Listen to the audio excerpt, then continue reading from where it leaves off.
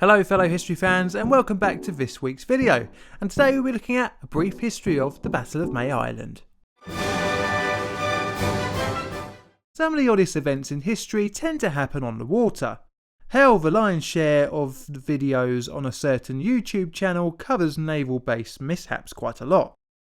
The Battle of May Island probably takes the biscuit in the facepalming department, and it sadly involved the loss of 2 submarines and 104 personnel. Now, the Battle of May Island wasn't actually a battle, but it gained its name through time via black humour. The battle is officially known as Operation EC1 and took place between the 31st of January and the 1st of February 1918. Even though it took place during the First World War, the event was a tragedy of errors, with losses only on one side. Operation EC1 was an exercise set out for the Grand Fleet by Admiral Beatty to keep the Royal Navy in tip-top German fighting condition. On the 31st of January, 40 vessels left Firth of the Forth, try saying that 100 times, for Scapa Flow, where the exercise was meant to take place the next day. Pretty simple bit of sailing, someone might say, but not me, as I'm not a very good sailor and I can't even swim.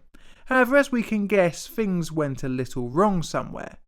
In the afternoon, the 40-ship-strong fleet began their journey and consisted of the 5th Battle Squadron of 3 battleships with their destroyer escorts, the 2nd Battle Cruiser Squadron of 4 battle cruisers and their destroyers, 2 cruisers and 2 flotillas of K-class submarines, each led by a light cruiser.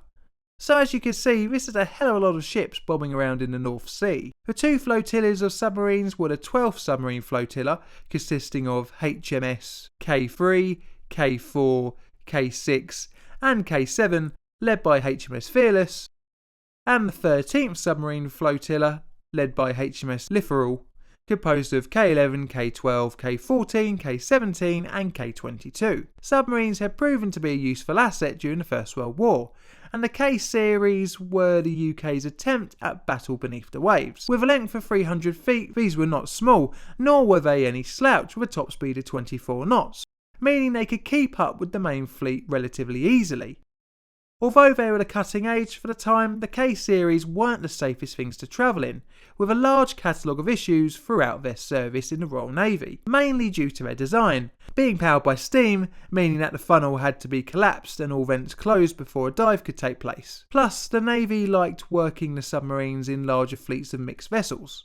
Not the best idea mixing massive tall warships with small short submarines. Around 6:30 PM the fleet began to steam in a line nearly 30 miles long, headed up by the Courageous and the Littoral, closely followed by the 13th. These were followed by the Battle Cruiser Squadron, HMAS Australia, HMS New Zealand, Indomitable and Inflexible with their destroyers.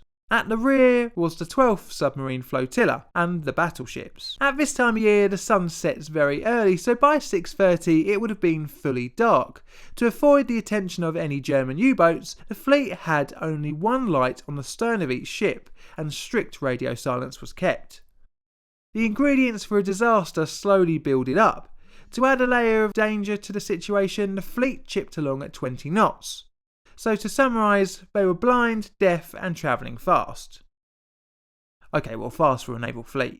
Just off the coast of May Island, 2 unknown vessels approached the fleet. It's not known for certain what the boats were, but most accounts say they were patrol boats. To avoid a collision, the 13th Flotilla turned to avoid them, but K-14's rudder jammed, leading to a collision with K-22. Both submarines ended up being dead in the water. To add insult to injury, both submarines narrowly missed being struck by HMS Australia. It looked like a disaster had been avoided, however the remainder of the 13th and its leader, HMS Littoral, turned back to help, which in turn put them on a direct collision course with the 12th Flotilla led by HMS Fearless. K-17 was rammed by Fearless. K6 rammed K4, almost cutting her in half, and K7 then went and hit K4, sinking the vessel, with only 9 personnel pulled from the sea. The casualties numbered 104. This includes men from K4 with 55 dead, K17 with 47 dead, and 2 dead from K14. 2 submarines were lost, with another 4 badly damaged, as well as damage to HMS Fearless. The event was subsequently covered up, as it was deemed damaging for morale and to not give a propaganda win to the Germans. It wasn't until 2002 that the event was memorialised, with a cairn erected on the 31st of January at Anstruther Harbour, opposite the Isle of May some 84 years later. The K-series subs proved to be a flawed design, and quite quickly after the war, coal-burning steam-powered submarines lost favour to diesel-powered vessels.